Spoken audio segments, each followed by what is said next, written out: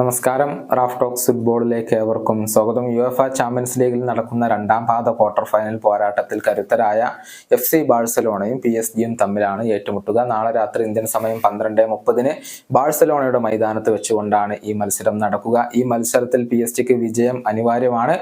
എന്തെന്നാൽ ആദ്യ പാദത്തിൽ നടന്ന മത്സരത്തിൽ സ്വന്തം മൈതാനത്ത് PSG പരാജയപ്പെടുകയാണ് ചെയ്തിട്ടുള്ളത്. 2-3 ഗോളുകൾക്കായിരുന്നു ആ മത്സരത്തിൽ FC ബാഴ്സലോണ വിജയിച്ചിരുന്നത്.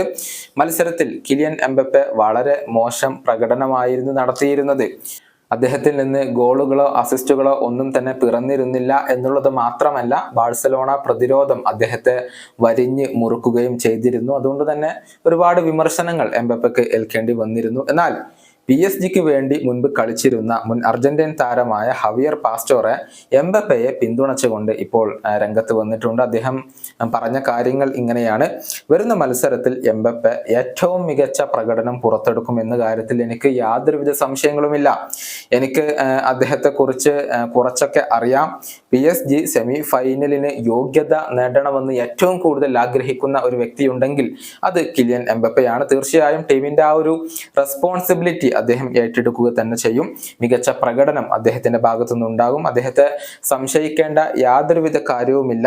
അദ്ദേഹം പ്രതികരിക്കുക തന്നെ ചെയ്യും. ഇതാണ് പാസ്റ്റോറെ ഇപ്പോൾ പറഞ്ഞിട്ടുള്ളത്.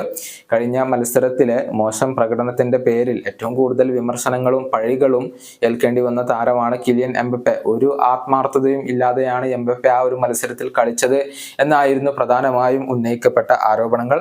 നേരത്തെ FC ബാഴ്സലോണക്കെതിരെ അവരുടെ മൈതാനത്ത് വെച്ചുകൊണ്ട് ഹാട്രിക് നേടിയ ഒരു താരമാണ് കിലിയൻ എംബപ്പെ. അതുകൊണ്ട് തന്നെ അത് ആവർത്തിക്കും എന്നുള്ള ഒരു പ്രതീക്ഷയൊക്കെ ചില PSG ആരാധകർ ഇപ്പോൾ വെച്ച് പുലർത്തുന്നുണ്ട്.